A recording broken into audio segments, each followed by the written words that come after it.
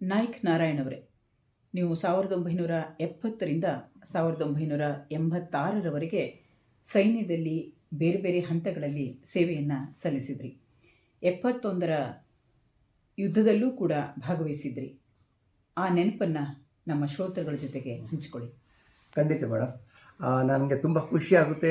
ಯಾಕೆಂದರೆ ನಾನು ಆರ್ಮಿನಲ್ಲಿ ಸರ್ವಿಸ್ ಮಾಡೋದು ಬದಲು 1971 ಇಂಡೋ ಪಾಕ್ ವಾರ್ನಲ್ಲಿ ಇನ್ವಾಲ್ವ್ ಆಗಿದ್ದು ನನ್ನ ಅದೃಷ್ಟ. ಆಗ್ತಾನೆ ನಾನು ಆರ್ಮಿ ಸೇರಿದ್ದೆ. 1 ವರ್ಷ ಟ್ರೈನಿಂಗ್ ಆಗಿತ್ತು. ಹೊಸಬ್ರನ್ನ ಯೂಶಲಿ ಫೀಲ್ಡಿಗೆ ಕಳಿಸ್ತಾರೆ, ಅದೇ ಥರ ನನಗೆ ಬಾಂಗ್ಲಾ ಬಾರ್ಡ್ರಿಗೆ ಕಳಿಸಿದ್ರು. ಅಲ್ಲಿಂದ 1971 ವಾರ್ನಲ್ಲಿ ಪಾಕಿಸ್ತಾನವೇ ಮೊದಲು ಕೆದಕಿ ನಮ್ಮ ಇಂಡಿಯನ್ನ ಏರ್ ಪೋಸ್ಟ್ಗೆ ಅಟ್ಯಾಕ್ ಮಾಡಿದ್ರು. ಅದೇ ಸಮಯದಲ್ಲಿ ನಾವು ಇಂಡಿಯಾ ವಾರ್ ಡಿಕ್ಲೇರ್ ಮಾಡ್ತು. ಆಗ ನನ್ನ ಕೂಡ ಎಲ್ಲ ಟ್ರೂಪ್ ಜೊತೆ ನಮ್ಮದು ಆರ್ಮಿ ಆರ್ಡಿನೆನ್ಸ್ ಕೋರ್ಸ್ ಅಂತ ಇರ್ತದೆ, ಆರ್ಮ್ಸ್ ಆ್ಯಂಡ್ ಅಮ್ಯುನಿಷನ್ ಸಪ್ಲೈ ಮಾಡೋವಂಥದ್ದು.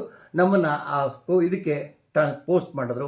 ಆ ಬಾಂಗ್ಲಾ ಬಾರ್ಡರ್ ಆಗಿತ್ತು, ತೊಂಗ್ಲಾ ಬಾಂಗ್ಲಾ ಅಂತ ಹೇಳ್ತಾರೆ ಆ ಬಾರ್ಡರು. ಅಲ್ಲಿಂದ ನಾವು ಇದನ್ನು ಸ್ಟಾರ್ಟ್ ಮಾಡಿದ್ವು. ವಾರ್ ಶುರುವಾಯಿತು. ವಾರ್ನಲ್ಲಿ ಮುಂದೆ ಇನ್ಫೆಂಟ್ರಿ ಫೋರ್ಸ್ಗಳು ತುಂಬ ಚೆನ್ನಾಗಿ ಹೋಗ್ತಾಯಿದ್ವು.